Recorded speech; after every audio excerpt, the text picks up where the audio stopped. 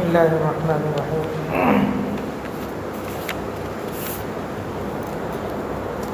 اصول الشاشی۔ اصول الشاشی تعارف مصنف، تعارف کتاب اور طریقہ تدریس۔ اصول الشاشی تعارف مصنف، تعارف کتاب اور طریقہ تدریس۔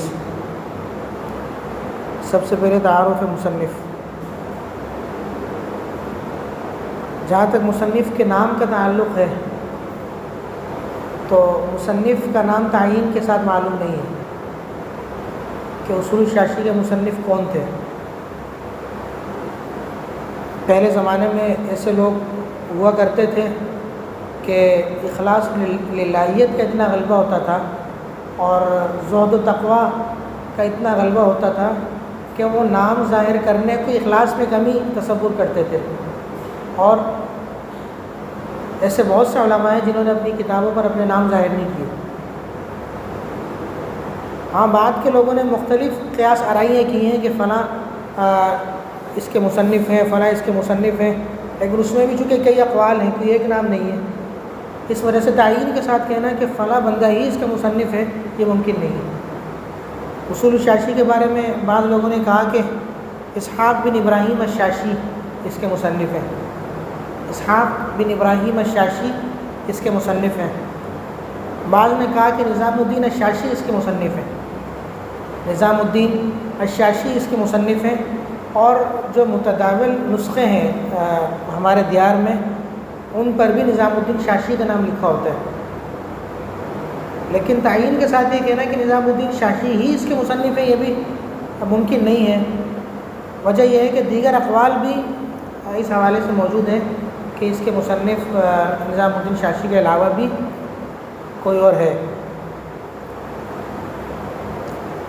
شاش جو ہے یہ شہر کا نام ہے اور شاشی اسی شہر کی طرف نسبت ہے۔ ماوراء النہر کا جو علاقہ ہے اس علاقے میں ہی جو مختلف شہر ہیں انہی میں سے ایک شہر ہے شاش، یعنی ماوراء النہر کی طرف کا جو علاقہ ہے اس میں سے ہی ایک شہر ہے شاش، تو اس کی طرف نسبت ہے۔ اور چونکہ تعیین کے ساتھ مصنف کا نام معلوم نہیں ہے تو مصنف کے حالات بیان کرنا بھی ممکن نہیں ہے کہ مصنف کا تعیین کے ساتھ معلوم نہیں ہے۔ ہاں، جہاں تک نظام الدین شاشی رحمہ اللہ کے سن وفات کا تعلق ہے تو ان کا سن وفات ہے 325 ہجری، 325 ہجری۔ نظام الدین الشاشی رحمہ اللہ کا انتقال ہوا ہے 325 ہجری میں۔ اس کے بعد تعارف کتاب۔ تعارف کتاب، کتاب کا نام ہے اصول الشاشی،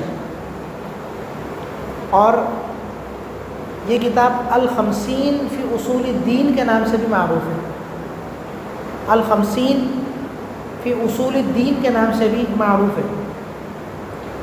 پھر اس میں کلام ہوا کہ الخمسین کے نام سے کیوں معروف ہے، اس کی کیا وجہ ہے؟ تو بعضوں نے لکھا کہ الخمسین کے نام سے اس وجہ سے یہ کتاب معروف ہے کہ علامہ شاشی رحمہ اللہ نے جب یہ کتاب لکھی تو ان کی عمر 50 سال تھی، اور بعضوں نے کہا کہ الخمسین کے نام سے اس وجہ سے معروف ہے کہ علامہ شاشی رحمہ اللہ نے اسے 50 دن میں مکمل کیا۔ تو یہ دو وجوہات بیان کی جاتی ہیں الخمسین کی، تو اس کا نام اصول الشاشی بھی ہے اور الخمسین فی اصول الدین کے نام سے بھی یہ کتاب معروف ہے۔ 50 دن میں کتاب لکھی، دن میں۔ اور تعارف کتاب کے ضمن میں سب سے اہم چیز یہ ہوتی ہے کہ کتاب کا اسلوب کیا ہے اور کتاب کا انداز اور کتاب کی جو مخصوص اصطلاحات ہوتی ہیں ان کی وضاحت۔ تو اصول شاشی کے اندر بھی کچھ ایسی اصطلاحات علامہ شاشی رحمہ اللہ نے استعمال کی ہیں جن کی وضاحت ضروری ہے، اور ایک طالب علم کو پتہ ہونا چاہیے کہ علامہ شاشی رحمہ اللہ جب فلاں اصطلاح استعمال کرتے ہیں تو اس کا مطلب کیا ہوتا ہے.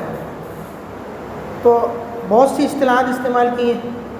جیسے اپنی کتاب میں علامہ شاشی رحمہ اللہ فرماتے ہیں قال اصحابنا، قال اصحابنا، تو اس سے مراد ہوتے ہیں ائمہ ثلاثہ. ہمارے اصحاب نے یہ کہا، اور چونکہ علامہ شاشی رحمہ اللہ حنفی ہیں تو ہمارے اصحاب کون ہیں؟ یعنی احناف کے فقہا، یعنی فقہ حنفی سے تعلق رکھنے والے فقہا. تو اس سے مراد ہوتے ہیں ائمہ ثلاثہ، یعنی امام ابو حنیفہ رحمۃ اللہ علیہ، امام ابو یوسف رحمۃ اللہ علیہ اور امام محمد رحمۃ اللہ علیہ. اور جہاں کہتے ہیں فَإِنْ قِيلَ، تو اس سے مراد یہ ہوتا ہے کہ جو قائل ہے وہ شوافع میں سے کوئی ہے. فَإِنْ قِيلَ سے مراد یہ ہوتا ہے کہ جو قائل ہے وہ شوافع میں سے کوئی ہے اور اس کا قول نقل کیا جا رہا ہے. اور اسی طریقے سے جہاں کہتے ہیں قلنا، تو چونکہ علامہ شاشی رحمہ اللہ حنفی ہیں اور قلنا جب کہتے ہیں کہ ہم نے کہا، تو مطلب یہ ہوتا ہے احناف کا یہ موقف ہے، احناف نے یہ کہا اور احناف کا یہ مذہب یا یہ رائے ہے. اسی طریقے سے جہاں کہتے ہیں عندنا، تو وہاں بھی مراد حنفیہ ہوتے ہیں ہمارے نزدیک، تو وہاں بھی مراد حنفیہ ہوتے ہیں. اور جہاں کہتے ہیں عندہ، عندہ قضا، تو یہ ہو ضمیر جو لوٹتی ہے امام شافعی رحمہ اللہ کی طرف لوٹتی ہے کہ عندہ سے مراد ہے امام شافعی رحمہ اللہ. اور بعض جگہوں پہ کہتے ہیں قال فی الجامع، قال فی الجامع، تو اس جامع سے جو مراد ہے وہ جامع کبیر ہے علامہ شیبانی رحمہ اللہ کی، یعنی امام محمد رحمہ اللہ کی جو جامع کبیر ہے وہ اس سے مراد ہوتی ہے. جہاں علامہ شاشی رحمہ اللہ فرماتے ہیں قال فی الجامع کذا، تو اس جامع سے مراد ہوتی ہے جامع کبیر. اور اسی طریقے سے جہاں کہتے ہیں قلنا جمیعا، کہ ہم سب نے یہ کہا، تو وہاں مقصد یہ ہوتا ہے کہ احناف نے بھی یہ کہا اور شوافع نے بھی یہ کہا، دونوں کا متفقہ جو موقف ہے وہ یہ ہے. قلنا جمیعا یعنی احناف اور شوافع دونوں نے یہی کہا، دونوں کا متفقہ موقف یہی ہے. اور جہاں کہتے ہیں قال مشایخنا، تو وہاں مشایخ ما وراء النہر مراد ہوتے ہیں جو حنفیہ میں سے ہیں، جیسے مشایخ سمرقند ہو گئے، اور مشایخ بخارا ہو گئے، مشایخ تاشقند ہو گئے، اور ان میں سے بھی ابو منصور ماتریدی ہو گئے اور قاضی ابو زید دبوسی ہو گئے. یہ مراد ہوتے ہیں اور یہ پس منظر ہوتا ہے جہاں کہتے ہیں قال مشایخنا. اور جہاں کہتے ہیں قال علماؤنا، تو وہاں پر ما وراء النہر اور کوفہ کے جو علماء احناف ہیں وہ مراد ہوتے ہیں. ما وراء النہر اور کوفہ کے علماء احناف مراد ہوتے ہیں جب کہتے ہیں قال علماؤنا. تو یہ کچھ مخصوص اصطلاحات ہیں علامہ شاشی رحمہ اللہ کی، جس کا جاننا ایک طالب علم کے لیے ضروری ہے. اور جہاں تک شروحات کا تعلق ہے، اصول شاشی کی شروحات کا تعلق ہے، تو بہت سی شروحات لکھی گئیں، لیکن معروف شروحات جو ہیں اور جن کو پذیرائی حاصل ہوئی، جن کو مقبولیت حاصل ہوئی، ان میں سے ایک ہے فصول الحواشی. فصول الحواشی، فصول الحواشی، اور ایک ہے احسن الحواشی. جو نسخے عام طور پر ہمارے یہاں مطبوع ہیں اصول شاشی کے، ان پر جو حاشیہ ہے وہ احسن الحواشی کا حاشیہ ہے. ان پر جو حاشیہ ہے وہ احسن الحواشی کا حاشیہ ہے. اور اسی طریقے سے ایک شرح عمدۃ الحواشی، عمدۃ الحواشی، یہ بھی بڑی اچھی شرح ہے. اور اسی طریقے سے ایک ہے زبدۃ الحواشی، زبدۃ الحواشی. تو ایک ہے الشافی فی الشاشی، الشافی فی الشاشی. اور اسی طرح ایک شرح لکھی شیخ محمد بن حسن خوارزمی فارابی رحمہ اللہ نے، ان کی بھی ایک شرح ہے۔ شیخ محمد بن حسن خوارزمی فارابی رحمہ اللہ کی بھی ایک شرح ہے، کتابوں میں اس کا تذکرہ ملتا ہے کہ علامہ نے بھی اس پر ایک شرح لکھی۔ اور جہاں تک طریقہ تدریس کا تعلق ہے، طریقہ تدریس کا تعلق ہے تو یہ درس نظامی میں اصول فقہ پر پہلی کتاب ہے۔ درس نظامی میں اصول فقہ پر پہلی کتاب ہے، لیکن یہ کتاب بعض دقیق مباحث پر بھی مشتمل ہے۔ اس کتاب کے اندر بعض دقیق مباحث بھی ہیں، اور اس کتاب کے اندر قواعد و مسائل سے زیادہ تفریعات ہیں۔ آپ نے دیکھا ہوگا کہ تفریعات کی بھرمار ہے، قواعد و مسائل سے زیادہ اس کتاب کے اندر تفریعات ہیں۔ تو ہونا یہ چاہیے کہ ایک استاد کتاب شروع کرنے سے پہلے کوئی ایسا رسالہ طلبہ کو پڑھا دے کہ جن میں اصطلاحات ہوں، تاکہ بنیاد پڑ جائے اور طلبہ جو متعلق اصطلاحات ہیں وہ سمجھ جائیں۔ اس کے بعد اگر کتاب کو شروع کیا جائے گا تو فائدہ ہوگا، ورنہ کتاب کو شروع کر دیں گے تو گاڑی گاڑی مباحث آئیں گی اور اصطلاحات درمیان میں سمجھانا تھوڑا مشکل ہو جاتا ہے، کیونکہ وہ مباحث بھی ہیں، ان کی تفصیل بھی کرنی ہے اور دیگر چیزیں بھی ہیں، قواعد و مسائل بھی ہیں۔ تو اگر کوئی ایسا رسالہ پڑھا دیا جائے جس میں اصطلاحات ہوں تو چونکہ پہلی کتاب ہے تو یہ مفید رہے گا۔